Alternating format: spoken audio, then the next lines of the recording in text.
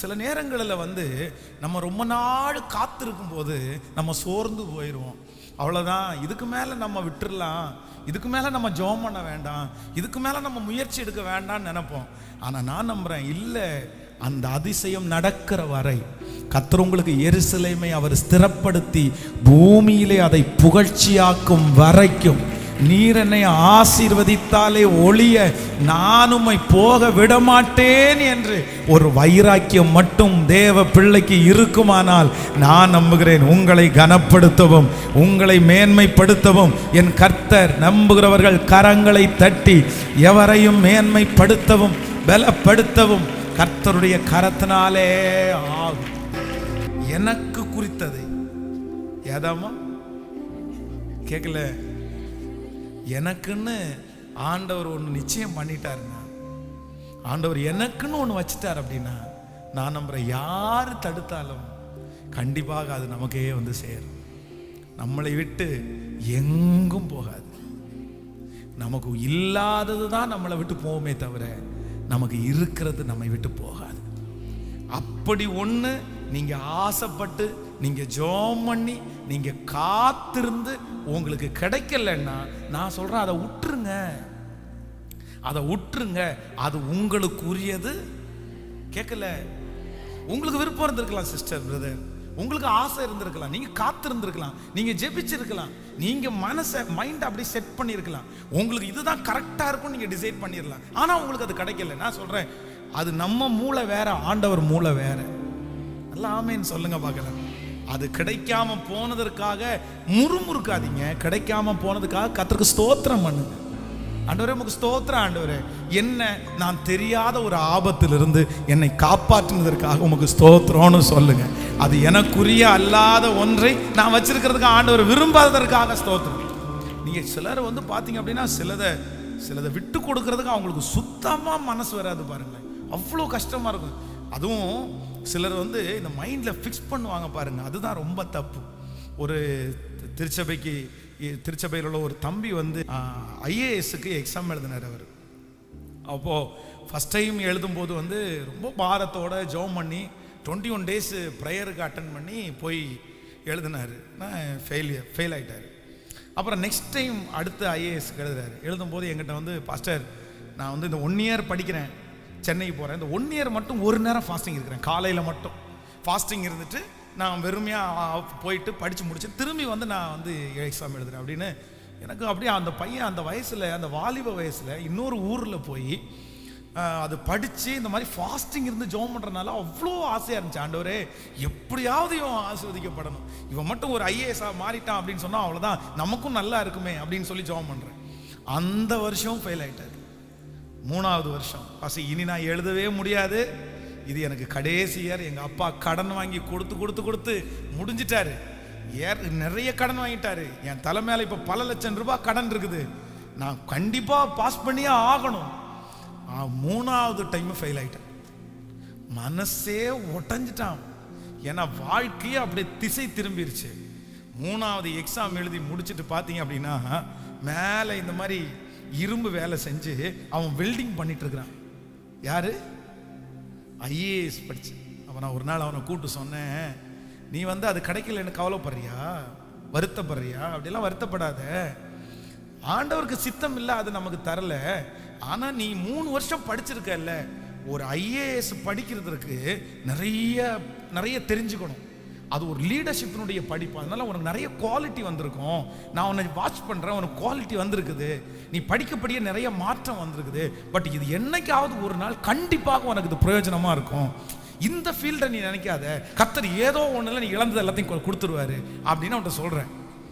சமீபத்தில் பார்த்தீங்க அப்படின்னா அவனை நம்பி ஒரு தொழில் அதிபர் ப்ராஜெக்ட் பண்ணியிருக்கிறாரு. கிட்டத்தட்ட 30 கோடி இன்வெஸ்ட்மெண்ட், 30 crores. அவனை நம்பி தான் அது இன்வெஸ்ட்மெண்ட் பண்ணிருக்கு. அவன் தான் அதுக்கு லீடர். பாஸ்டர், ஐயோ எனக்கு ஒன்றுமே புரியல, எனக்கு என்ன நடக்குதுன்னே புரியல. அப்போ நான் நம்புகிறேன், சில நாட்களில் சிலது கிடைக்காததே அதில் என்ன இருக்கிறோம். சில விஷயத்த ஆண்டவர் உங்களுக்கு கற்றுக்கிறதுக்காக மட்டும்தான் உங்களுக்கு அனுமதிப்பார். அதுல நீங்க கத்துக்கிறதுக்கு மட்டும்தான் இருக்குமே தவிர அதுல வந்து அங்கீகாரம் இருக்காது, அதுல ஆசீர்வாதம் இருக்காது. இதை ஒரு தேவனுடைய பிள்ளை கண்டிப்பா ஐடென்டிஃபை பண்ணிக்கணும். சிலர் பாத்தீங்கன்னா அதையே பிடிச்சிட்டு என் பையனை டாக்டர் ஆவேன்னு தானே கர்த்தர் சொன்னாரு, அந்த பாஸ்டர் கையில எடுக்கும் போது டாக்டர் அப்படின்னாரு, நான் பைபிளை திறக்கும் போது லூக்கா தான் வந்துருச்சு. லூக்கான்றது டாக்டர் இல்லை, அதுதான் வந்துருச்சு. அப்போ நமக்கு எல்லாமே இந்த அப்படியே லிங்கா நடக்கிறதுனால உடனே நம்மளே என்ன பண்ணிடுவோம்னா அதை முடிச்சு போட்டுருவோம். இதெல்லாம் நடக்கிறதுனால எனக்கு இதுதான் அப்படின்னு சொல்லி அப்புறம் கடைசியில் வந்து அது நடக்காத போன உடனே அவ்வளோதான், கர்த்தரே என்னை கைவிட்டாரு. இஸ்ரவேல் ஜனங்களை மாதிரி அப்படியே சமைக்கும் போது முறுமுறுப்பேன், நடக்கும் போது முறுமுறுப்பேன், அப்படியே முறுமுறுத்துட்டே ஆண்டவர் என்னத்தை செஞ்சாரு, எல்லாம் செஞ்சாரு, எனக்கு ஒன்றுமே செய்யலை அப்படின்னு நம்ம வந்து முறுமுறுத்துட்டே இருப்போம். அதை கற்றுக்கிறதுக்கு அனுமதிச்சிருக்காரு. ஓகே ஆண்டவரே நன்றியப்பா. அதில் இல்லைன்னா இன்னொன்று இல்லைன்னா இன்னொன்று. ஆண்டவர் வந்து இன்னைக்கு எத்தனையோ பேர் தாங்கள் படித்த படிப்பில் இல்லை, படிக்காத படிப்பில் தான் கர்த்தர் அவங்கள உயர்த்தி இருக்கிறார்.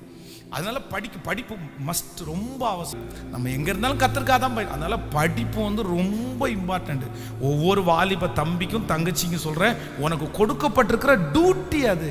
நீ கொஞ்சத்தில் உண்மை இல்லைன்னா ஆண்டவர் ஒன்றா அநேகத்தில் ஆசீர்வதிக்கவே முடியாது. அப்போ சில காரியங்கள் நமக்கு நடக்காததை, சில காரியம் நம்ம நினைச்சது மாதிரி இல்லைன்றதுக்காக யாரும் சோர்ந்து போக வேண்டாம், மனசை தளர விடாதீங்க. ஆண்டவர் அதில் ஏதோ ஒன்றை நமக்கு கற்றுக் கொடுத்திருக்கிறார், சொல்லி கொடுத்திருக்கிறார். அதில் நம்ம படிக்க வேண்டியது ஏதோ ஒன்று இருக்கு. ஆமேன்னு சொல்லுவோம். நீங்கள் அப்படி தான் விட்டுட்டு போகணும், நீங்கள் அப்படி தான் விட்டுணும். ஓகே ரைட், அதில் ஒரு கற்றுக்கிட்டேன், மனுஷன் யாருன்னு கற்றுக்கிட்டேன், அதில் தொழில் எதுன்னு கற்றுக்கிட்டேன், அதில் இவன் யார் அவன் யாருன்னு கற்றுக்கிட்டேன், சொந்தம் யாருன்னு கற்றுக்கிட்டேன். போதும்ப்பா, அதில் ஒரு பாடம் கற்றுக்கிட்டேன்ப்பா. சிலதை நமக்கு கொடுப்பாரு, சிலது பாடம் மட்டும் கற்றுக் கொடுக்க வைப்பார். நம்ம என்ன சொல்லணும் அப்படின்னா, ஸ்தோத்திரம், அன்றியும் அவருடைய தீர்மானத்தின்படி அழைக்கப்பட்டவர்களாகி தேவனிடத்தில் அன்பு கூறுகிறவர்களுக்கு சகலமும், நல்ல கரங்களை தட்டி சகலமும் நன்மைக்கு ஏதுவாகவே. ஆமே. இந்த கல்ல ஆகும், இது நல்லா அப்படி இல்லை. ஆண்டவர் சொல்றாரு, அந்த கூட்டத்திலே கட்டுகிறவர்கள் ஆகாது, இது ஷேப் இல்லை, இது கார்னர் எல்லாம் உடைஞ்சு போயிருச்சு, இது ஸ்ட்ரென்த்தா இல்லை, இது பார்க்கிறதுக்கு அழகா இல்லை. ஃபர்ஸ்ட் மூலையில ஒரு கல்லை வைக்கிறோம், அதை பெஸ்டா வைக்கலாமே அப்படின்னு கட்டடம் கட்டுறவங்க தேடுவாங்க. ஆனா ஆண்டவர் தேடுறாரு, இந்த கூட்டத்திலே தேடுறாரு, இந்த சத்தத்தை கேட்கும் போதே கர்த்தர் தேடுறாரு. பெஸ்டா, மூளை எல்லாம் உடையாம ஸ்ட்ரென்தா, அந்த மாதிரி கல் இல்லை, ஆகாது என்று தள்ளப்பட்ட அந்த கல்லை கர்த்தர் தேடி எடுத்துக்கொண்டு போ. நீதாப்பா ஸ்ட்ராங், நீதாப்பா அழகு, உன்னை நான் அழகுபடுத்துவேன். இந்த ஜெபத்திலே சத்தத்தை கேட்கிற நிறைய பேர் நீங்கள் ஆகாது என்று தள்ளப்பட்டவர்கள், ஆனால் கர்த்தர் வாக்கு கொடுக்கிறார், உங்களை நான் தலைக்கு மூலை கல்லாய், கரங்களை தட்டும் போது பரலோகம் அதற்கு சாங்ஷன் கையெழுத்து போடணும். ஹல்லேலூயா. கர்த்தரே ஆகாது என்று தள்ளின கல்லை என் தேவன் தலைக்கு, விசுவாசிக்கிறவர்களுக்கு ஆகும், விசுவாசிக்கிறவர்களுக்கு எல்லாம் நடக்கும். இதோ கர்த்தர் அதை செய்கிறார். ஆமென். அவருக்கு நீங்கள் போதும், அவருக்கு நீங்கள் தேவை. ஹல்லேலூயா. சோர்ந்து போன எலியாவை கொண்டு கர்த்தர், ஓ ஹல்லேலூயா, அவ்வளவு பெரிய பர்வதத்தை கடக்க பண்ணின கர்த்தர் நம்மையும் கடைசியாக ஒரு விசை கைகளை உயர்த்தி சொல்லுவோம், நீங்க சாதாரணமானவர் அல்ல. எஸ், முழு பலத்தோட சொல்லுங்க. எஸ், உங்க சத்தம் அப்படியே வான பரியந்தம் எட்டுகிற அளவுக்கு சத்தமா சொல்லுங்களேன். சாதாரணமானவர் அல்ல. அத வாய்களை திறந்து இன்னும் சத்தம். ஓ ஹல்லேலூயா, ஹல்லேலூயா.